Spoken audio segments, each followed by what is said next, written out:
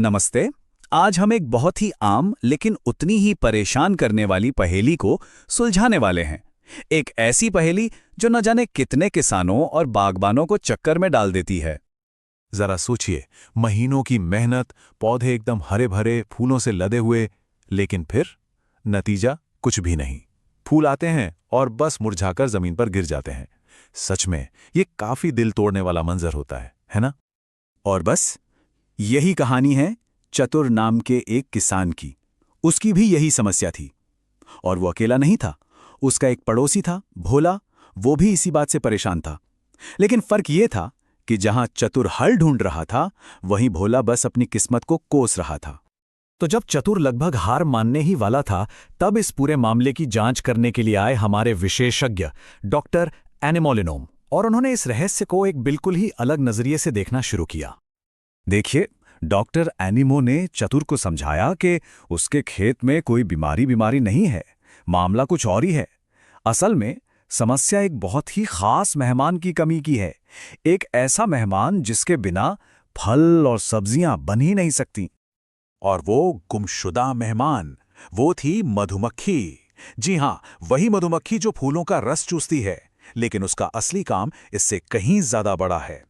दिक्कत ये थी कि चतुर ने ठंड के मौसम में और प्लास्टिक टनल के नीचे खेती की थी, और ऐसी जगह पर मधुमक्खी का पहुंचना नामुमकिन था। अब यहाँ एक और दिलचस्प बात सामने आती है।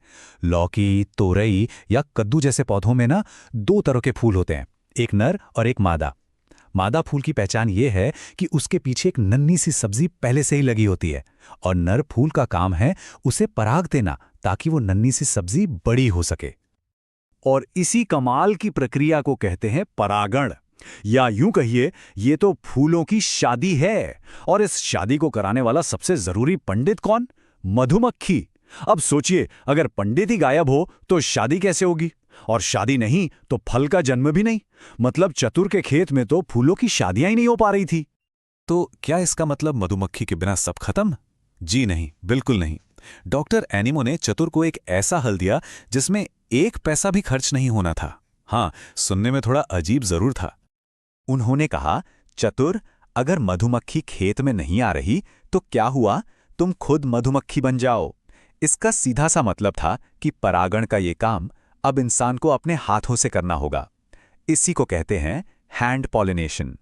और ये करना बहुत ही आसान है। बस सुबह सुबह जब फूल एकदम ताजे खिले हों, एक नर फूल तोड़ना है, उसकी पंखुड़ियों को आराम से हटा देना है, और फिर उसे मादा फूल के बीच वाले हिस्से से हल्के से टच करा देना है। बस काम हो गया। समझ लीजिए कि मधुमक्खी का काम आपने कर दिया। तो भाई चतुर ने डॉक्टर एनिमो की बात मान ली। वो रोज सुबह एक इंसानी मधुमक्खी बनकर अपने फूलों का परागण करने लगा। और फिर जो नतीजा आया, उसने तो सबको हैरानी कर दिया।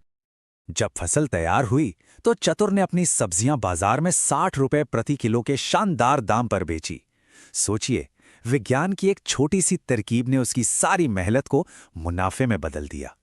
तो अब देखिए, एक तरफ था चतुर जिसने विज्ञान का हाथ थामा और सुबह जल्दी उठकर अपना काम किया, और दूसरी तरफ था उसका पड़ोसी भोला, जो बस हाथ पर हाथ धरे मधुमक्खियों का इंतजार करता रहा। एक ने मेहनत और विज्ञान से बढ़िया मुनाफा कमाया, जबकि दूसरा बस मौका गंवाकर बैठा रह गया। चतुर और भोला की ये कहानी सिर्फ हैंड पॉलिनेशन के बारे में ही नहीं है। नहीं, ये हमें खेती और शायद जिंदगी के बारे में भी एक बहुत बड़ा सबक सिखाती है। और वो सबसे बड़ी सीख ये है कि हमें हमेशा प्रकृति के संकेतों को समझना चाहिए। और जब कभी कुदरती हालात हमारे हिसाब से ना हों, तो निराश होने के बजाय विज्ञान और तकनीक का सहारा लेना चाहिए। यही स्मार्ट खेती का, यही स्मार्ट सोच का असली मूल मंत्र है। चतुर की कहानी ने हमें सिखाया कि कैसे विज्ञान हमारी मदद कर सकता है, लेकिन सवाल ये है कि जो सब्जियां हम बाजार से लाते हैं वो कितनी सुरक्षित हैं। हमारी अगली पड़ताल इसी बड़े सवाल पर होगी, सब्जियों में छिपे केमिकल को घर बैठे कैसे पहचाना जा सकता है। इसे देखना मत भूलिएगा।